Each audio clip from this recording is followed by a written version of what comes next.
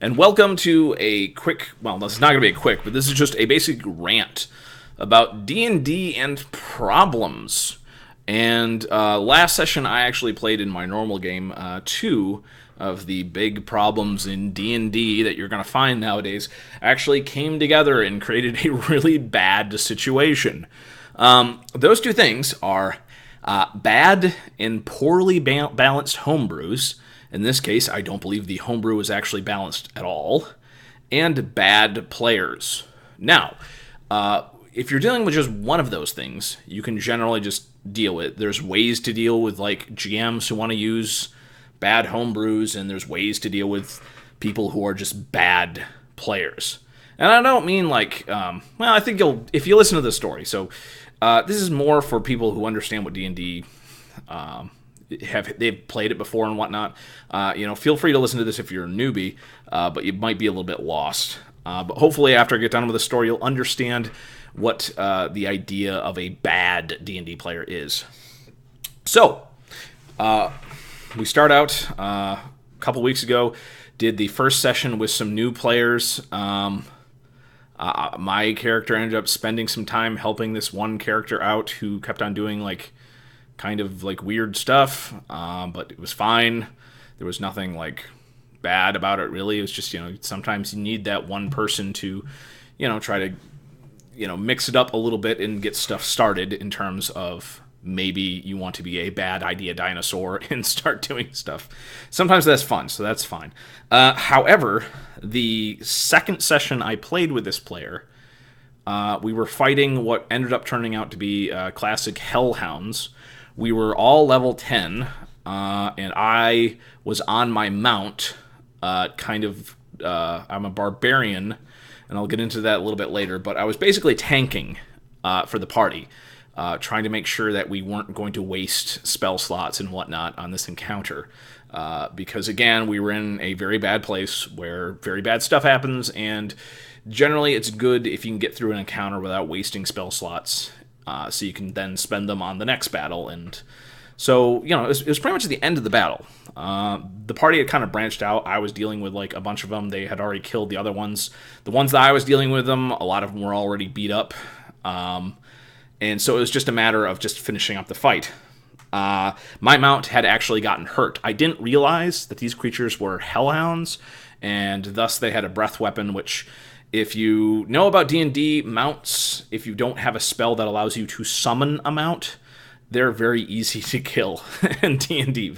Very easy. Even like something like an elephant, which is probably the equivalent.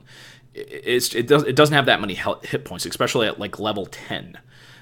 So I am a mounted combatant. I'm a gnome barbarian mounted combatant. So, of course, and I'm strength-based. So if you know anything about that, it means I am obviously not min-maxing my character at this point. This is more of just doing this because it's fun and whatnot. So I wasn't min-maxing, but my character is good enough to like tank and whatnot.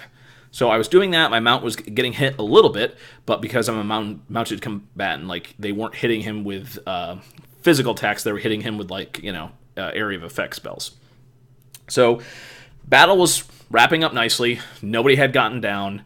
It seemed like a nice, quick battle. And then the new player cast a shatter spell, which is not a huge thing. But he cast a shatter spell and then spent... So he used a spell slot. He cast shatter spell. And then he used his cleric ability to not have to roll his dice. And so he just got max damage. So that was like 48 damage to every creature within the shatter zone, which included me and my mount. So that's bad. What's even worse is that, number one, I forgot that you can, if your mount's just standing there doing nothing, you can have him do dodge every round, which means he gets advantage on dex saves. And then the other thing that the other thing that screwed it up was bad homebrew rules that are not balanced at all. So basically, our GM had decided from the beginning not to play the frickin' game vanilla, which is so stupid. D&D 5th Edition is a great game to play vanilla for a while, and I don't see the point of adding in homebrew stuff until we're sure of how the game is balanced. But he added a bunch of stuff. including these tokens, which can be traded in to do various homebrew BS. I personally never really used them. I think the only time I used them during, like, after playing a year was in battles where clearly he didn't, like, balance them right. So if there's something like really ridiculous where our party is just going to get killed, then I'd use them. So I had like a bunch of these left because like I never use these tokens because they're homebrew stuff, which is not part of the core game, and I chose not to use them as a solution. But what this guy did, the problem player, he used tokens to make his spell DC 24. For the Shatter spell, and then additionally spent not only a spell slot, but also his Channel Divinity, which he only has 2 per long rest or short rest. And again, we're in a bad place where it's not guaranteed that we're going to get a long or short rest. And so he did like this spell at DC level 24. Now, you're saying, how is that possible? It's because of this, BS homebrew rules that aren't balanced at all. So that basically meant my mount would have to roll a 20 in order to avoid getting just liquefied by this spell. And obviously it didn't, and it killed my mount. And it finished off the rest of the Hellhounds too, though, again, I'd have to check to see if the... So then, right after that, I was, this is not just a mount. I'm in a place where there's no place to get a mount. We're in a bad area in, like, one of the 9 hells or something. So it wasn't just that. It was just like I was actually RPing this mount with my character for like a year real time. This is like the only D&D game that I've been able to get into for this area. And so like I have this ridiculously non-min-maxed character who's a gnome, who's a strength-based gnome. And again, anybody who knows D&D knows what I'm talking, can clearly see this character is not min-maxed in any way. And I was just RPing with this stupid mount for a while, and the mount just dies. And there was no tactical reason in order for this freaking person to do this at all. Like, not even. Like, this was clearly a player decision to show off how min-maxy his character was and how completely broken his character was with these stupid homebrew rules. So, again, I want to remind you, we're level 10. A level 20 character with maximum legendary items will have a spell DC of maximum 21. Maximum. That's a level 20 character. Maximum that the game can offer is 21 spell DC. So this dude cast a spell on his ally and used homebrew BS to make it a 24 spell DC at level 10.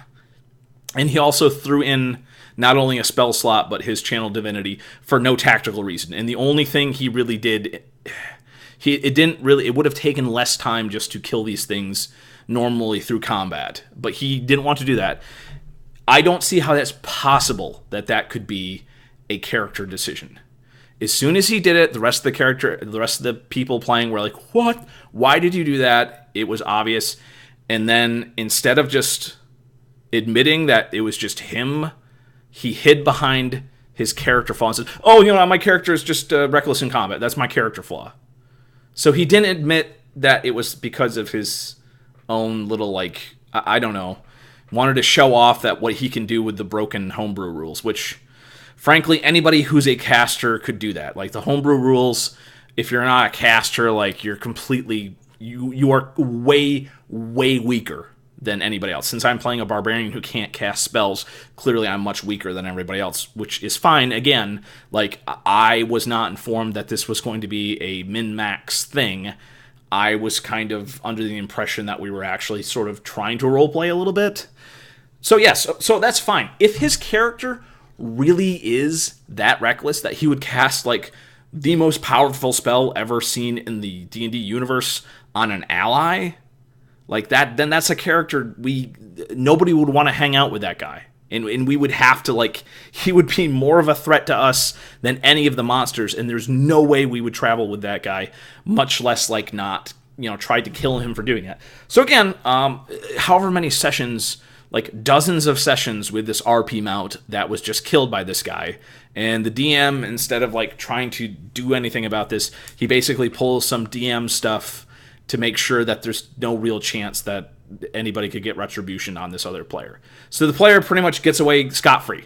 There's absolutely no in-game consequences for him brutally attacking and like killing an NPC mount that had been role played with for a goddamn year real time. There was zero consequences. So again, I mean, I could have dealt with this if it would have been either one or the other. But unfortunately, when you mix a bad player, he's either he's playing a character who cannot possibly be part of a party. If his character is going to just number one, like, it's annoying enough that he's spending all of his spell slots and channel divinities on an encounter that was pretty much done when clearly. But again, clearly he can't explain that away. So if that's his character, then guess what? His character is not. We would have to just leave his character behind. He would have to roll up another one that wasn't like insane, because there's no way any party could like travel with a character like that who would just decide to do that on a whim. That's ridiculous. And I think it was just clearly him wanting to show off that he found some broken cleric power that will allow him to cast spells and not have to roll the dice. In D&D 5e, like, I would consider that to be a very suspect power. Because number one, it is limited because you have to channel divinity to use it.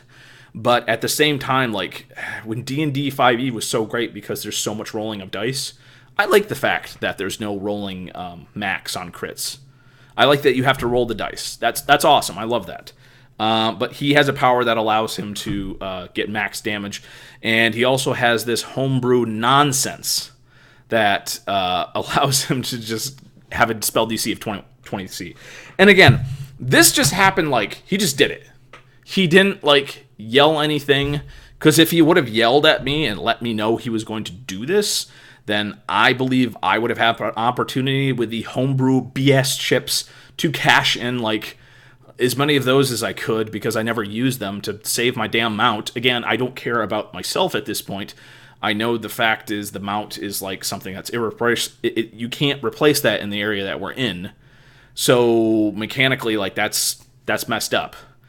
So he never gave my character any sort of warning or anything. He never gave, like, as a player, he didn't give me a warning, which would have been nice. And then immediately upon seeing that everybody wasn't impressed by his min-maxiness, or rather they were, like, upset that my mount, which was practically a character, more of a character than my actual character was, that he just killed that off without a thought, then they were, pissed off. And again, these min-maxi tokens, it should be, like, clear that the GM probably intended them to be used as, like, a last like effort, like, not just willy-nilly. So again, like, be a player who can, like, own up to his own actions and then don't blame those actions on your character flaws. Because, I'm sorry, like, there's no way you can play a character whose flaws are, I'm going to cast a spell that is more powerful than any other spell that has been cast in the D&D world before, and I'm going to focus it on a fellow character and kill his mount for no tactical reason. Like, that is just straight up not... And that's just straight up not a character that's viable. You can't run a character like that. You could run a character like that if, like, it was some weird, like, evil team of people. Specifically, though, this is not supposed to be a team of evil people who are willing to kill each other for no reason because they're all insane or whatever. I guess there is a chance to play a game like that. That'd be interesting to play a game like that. Clearly, I was not told that this game was going to be anything like that. I don't think this guy is an evil character. I don't think this guy is even a neutral character. I don't think this guy is even a chaotic character. Well, maybe he is. I don't know. I don't know what sort of character choice will allow you to just do whatever BS you want to do. So I would consider that guy a bad player. Not because he killed my mount, but because clearly he either created a character who is non-viable, or he is, in my mind, he just clearly wants to show off his bullshit and then like blame it on character choice, which either one of those makes him a bad character in my book. And again, with GMs who want to introduce homebrew stuff, which again pisses me off. Like, if there was, I'm gonna have to start my own game, because again, I don't want to deal with this sort of nonsense. D&D 5e on its own is a really fun game. It would have been awesome to actually play it vanilla for a while, but like, I think literally like the GM introduced this BS like he introduced this BS like I think within the first session or something, and it's just like I don't know if it's because he just didn't want to read the rules on like balancing encounters, because I think he gave encounters that were far too difficult for players, and maybe that's why he came up with this stupid thing. But so again, those are two issues that can happen. And again, you could ignore the whole bad player thing, you can ignore bad homebrews, but you can't really ignore them when they're together. And the whole reason I'm going to take a break from this game is that the GM didn't stop there. When I left at the table, I was like, oh, fine, the GM's going to pull BS, so I can't, like, avenge my fallen mount, and I can't do anything about this clearly insane person who's apparently cool with, like, casting level DC 24 spells at his own party. So that's fine. So, what then? Well, I'll tell you what then. Oh, and again, like, this didn't come out of nowhere. I was basically talking to, like, other players at the table for, like, 15 minutes before this about how, like, I had been surprised that these were hellhounds and that my mount was actually somewhat weak to this, and I was talking to the cleric saying, boy, I wish you would have cast Bless on my mount rather than me. I don't actually need the Bless. My mount actually could have used the Bless a lot more than I did. And so this was clearly happening at the table. You had to be completely, like, a person would have to be completely oblivious to conversations humans were having in front of you to not realize that my mount clearly was having a bad time in this battle and was already hit a couple times. You would have to be completely oblivious to realize that. So again, this is another reason why I'm not going to play in this game anymore. So after the game, the freaking GM was basically allowing this dude to email me solutions to this problem, which is just crazy. If you are a DM or GM and one of your players turns out to do stuff that's like just, it's bad, you're just making issues at the table, don't let that player try to solve this situation that he created. It's up to you to solve that situation, either by like figuring something out. But so this other idiot who caused this problem then started giving me all these non-solutions over email about how I could like get like HP advancement per level, but we couldn't start my mount off at level 1. Well, we can't do that. We'll have to start him off at like level 8. So like it's some ridiculously tiny like HP boost, which would have never saved him from the spell that killed him. This is clearly, he's not going by any rules. He's trying to solve bad homebrew by then telling me bad homebrew. So I was trying to be diplomatic and stuff, and like I mentioned a couple things, and then he started getting on me about, well, that wouldn't be fair. It's like, I'm not even suggesting anything. I'm just like, oh, well, that's not fair. He in the emails clearly had a superior and haughty attitude and was implying that coming up with an in-game solution to solve his fucking choices as a player would somehow not be fair to the rest of the party. And it's like the DM was like listening in on this email conversation, just letting it happen. It's like, that's it. I got to step away from this situation, probably for good, because like you're literally having this idiot who caused the problems in the first place, then like waste my time by offering solutions that don't mean anything, and then start to imply that I'm like trying to get an advantage. Again, I'm playing a strength-based gnome barbarian. I am clearly not getting any sort of min-maxing from this character. My character clearly is not like, it's just not going to size up for to like anybody. Like nobody's going to be able to size up. I'm not min-maxing. My character is like everyone else is like way more powerful than my character. Like so it was a whole mess, and I am stepping away from that game. And so I would recommend anybody who is considering homebrews to just play the vanilla game and see if you can find a solution in the actual rules, which are balanced.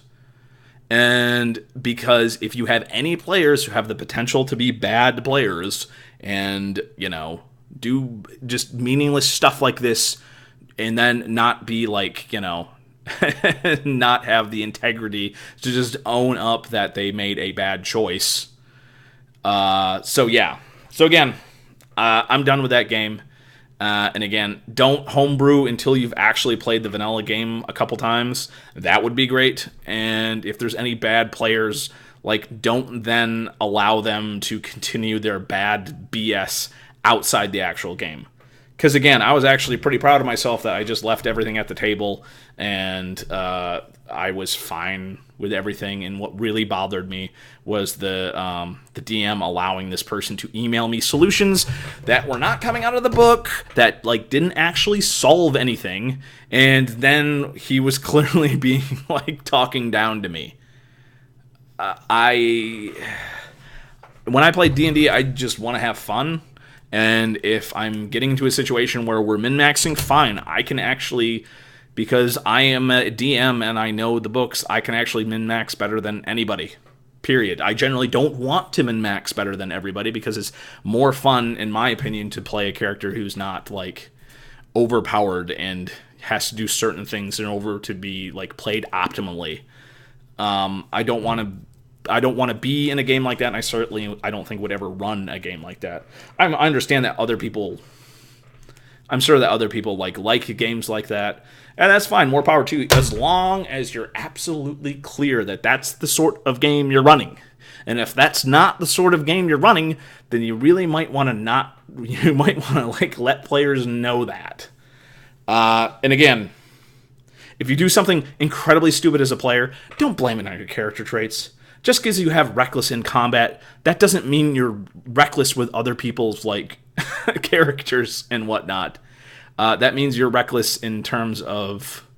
I don't know exactly what that character flaw means, but it's just like, if you're going to play it to that extent, then that, in my opinion, is not a viable player. Again, this whole incident happened after I spent the previous session saving this dude's life. And supposedly he's not, like, chaotic evil or something like that. So, again, this,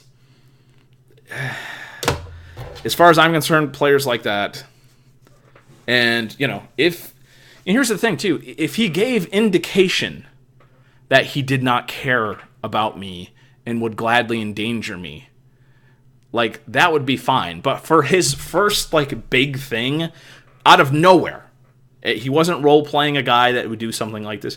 This literally came out of nowhere. So if he's... And again, if it wouldn't have been for the bad homebrew, my mount probably would have survived that. And thus, I would have known what kind of dirtbagged character or dirtbag player this dude was, and thus acted accordingly. Because again, if you know one of your players is going to be like some sort of idiot like this, you can strategize with dealing with them as well as dealing with the monsters. But again, in my opinion, it should never come to that. Your GM or DM should always nip problems like this in the bud, and I, as a player, should not have to be dealing with it. So clearly, again, I will be taking a break from that game. So sorry for the rant. Again, if you're interested in me talking about other things, please comment and let me know if there's any subjects you want to talk about. And please look forward to the upcoming content, because I'm going to be doing more miniature reviews and more reviews of Dungeons & Dragons stuff.